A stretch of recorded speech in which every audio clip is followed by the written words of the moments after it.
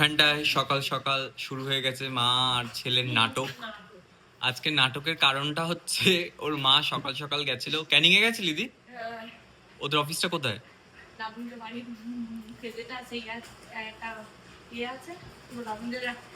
রাস্তা রাস্তার পাশে যে কৃষ্ণপুঞ্জ যে হল আছে ওই হলে। তো এই যে চকো নিয়ে নিয়েছে যেটা আনতে গেছিল। কেসটা কি আমি তোমাদেরকে বলছি। চকো খুলবি ওটা?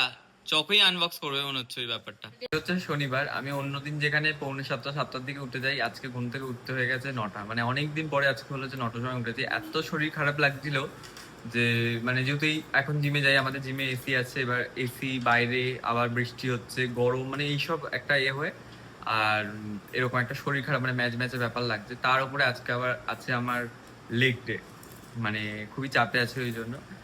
তো সকালবেলা কি করবো, ভালো লাগছে না, শরীর মন কিছুই ভালো নেই। তাই জন্য মাকে বললাম যে মা দিদি চা খাবে, তো আমি বললাম আমাকে একটুখানি দাও।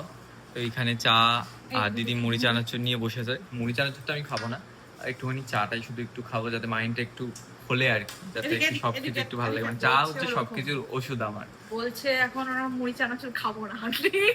ঠিক এখানে গামলা মারবে, তোকে আমি আর চিনি না। বেশ করবো বললাম তো চানাচুর দিয়ে দিচ্ছ কোথায় চানাচুর। আর এখানে চকর খাওয়া নিয়ে আবারও আমার দিদি আর মায়ের মধ্যে ঝামেলা। এই এক অশান্তি আমাদের বাড়িতে। চকর খাবে, ও দিদুর কাছে গিয়ে বায়না করবে, আমার মা লুকিয়ে দেবে, দিদি হাতে নাতে ধরবে, আর ঝগড়া অশান্তি হবে। ওর দিদু একটুখানি ওদের খাবার দেওয়া যায় না তেল মশলা। ওর দিদুর কথা হচ্ছে কি সবসময় কি টেস্টি খাবার না হলে কি খেতে পারে, শুধু সেদ্ধ খেলে। তোকে যদি কেউ সেদ্ধ খাওয়ানো, মানে কি আজব পাবলিক। ওদের খাবারটাই ওটা, ওদের শরীর ভালো রাখার জন্য।